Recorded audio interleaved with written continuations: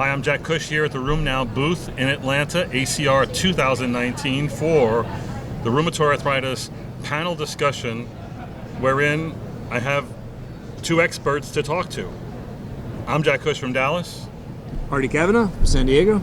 Jonathan Kay from Massachusetts. All right, gentlemen, we're here to talk about rheumatoid arthritis. I want each of us to bring up something that we found interesting here at the meeting. Artie, why don't you start us off?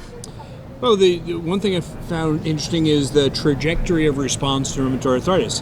One thing we see in the clinic is that there are patients who do real fast, but from treat to target, we're told that we should think about when to change therapy. So this showed that some people do well very fast, some people don't do well, and then there are people in the middle. So the question is, when do we wait for them? There are abstracts 1342 and 1350, one with tocilizumab and one with baricitinib, and I think it's an important question.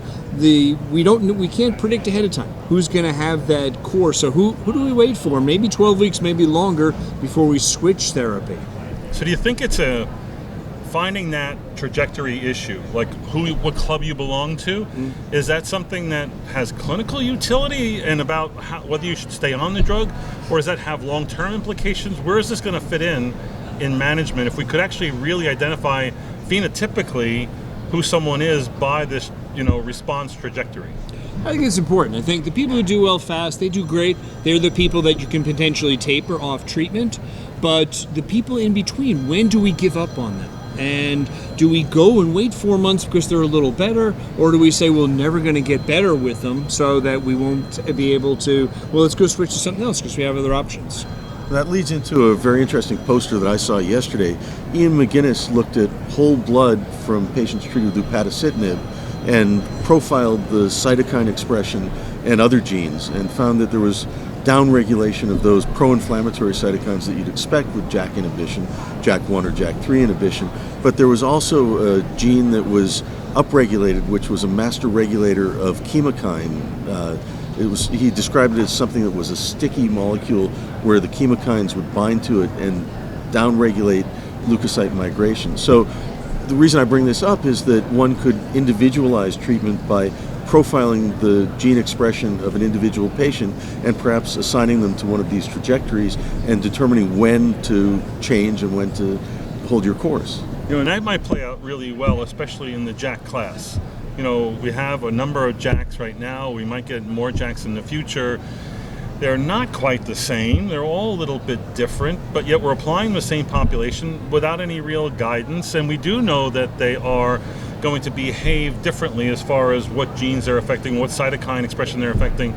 Maybe that would be a good way of choosing JAK inhibitors in the future. I think it's something that needs to be developed because any new drug that comes along is now the 20th or 21st new drug in rheumatoid arthritis, and you've got to figure out how to use it when I already have a whole bunch that I'm working very well with. So we need reasons to know how to use a new drug or where it's going to apply, and to apply them all to people who are failures at everything is not good for the drug, it's not good for us, it's not good for our patients.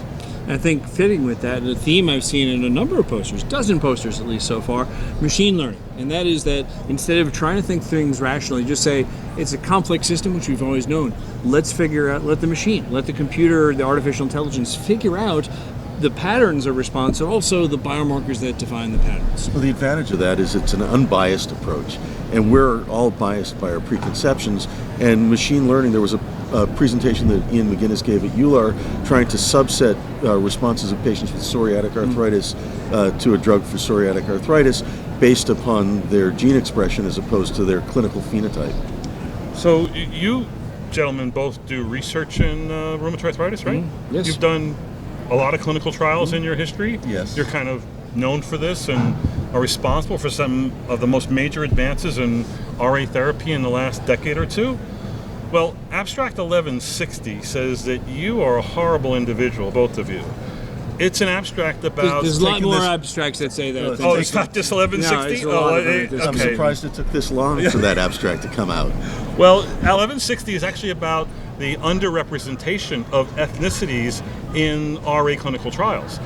They looked at thousands of patients in trials in the last decade and showed that the pattern of racial representation, it's all, Caucasian. I mean, the bars are like this for Caucasians, and everything little down here, whether you're Asian or African American, it's really kind of sad. And what's sad about it is it hasn't changed in 10 years, and it doesn't look like it's going to change.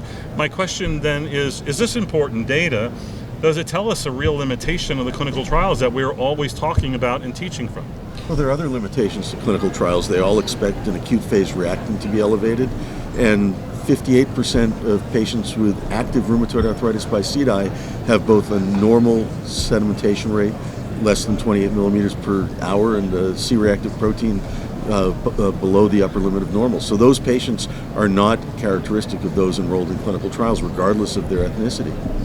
Yeah, and I think that as rheumatologists, we need to treat the diversity of patients that we have. So it would be good to try to have the clinical trials population represent that. And I think one thing that the FDA just made a statement on last year is that eventually we may see pregnant women allowed in studies, because we have no information on pregnant women, and with enough scientific rationale, the agency basically said they would consider whether or not you would allow pregnant women, which would be a big advance, because that's a big part of our practice.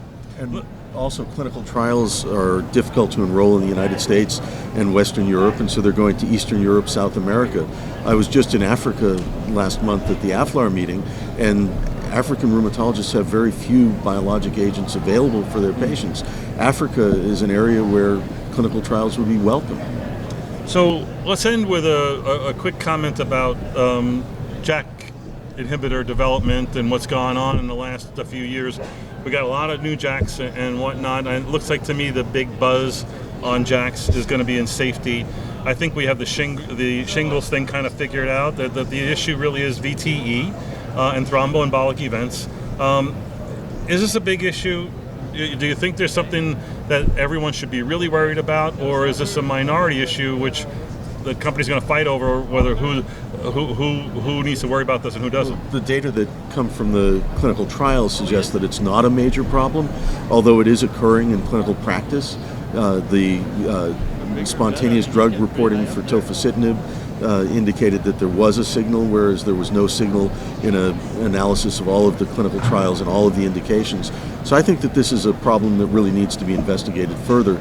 Most importantly, the mechanism needs to be worked out, because until we understand the mechanism for VTEs in patients treated with JAK inhibitors, we won't be able to identify which patients are at risk and intervene appropriately to prevent that from occurring. Yeah, I think it's an issue. We don't know the mechanism. We really don't know the extent of it. We're just at the FDA safety session, and one of the FDA physicians appropriately said, I think they consider it a class effect. Someone asked a question, why aren't the labels exactly the same? And so they say they respond to the data as it is, and as the data keeps going, and they fully anticipate that it's something across the classes, even if the wording isn't the same, at least for now, with the agents we have. So last week there was a release by the EMA on tofacitinib, basically strengthening the warning, and the major change being that anyone who's at risk for VTE is probably not a great candidate, and you should probably rethink that choice in therapy. The question, what do you do is someone's been at risk and they've already been on a JAK inhibitor, and I don't stop them, although I will continue to worry about them, watch them, that sort of thing. So anyway, any final comments? No, it's been a good meeting, very full, still a lot of stuff to come. There are more abstracts tomorrow about things that these guys have done that we're going to look for that'll make the news. That's it from ACR. Tune in for more videos.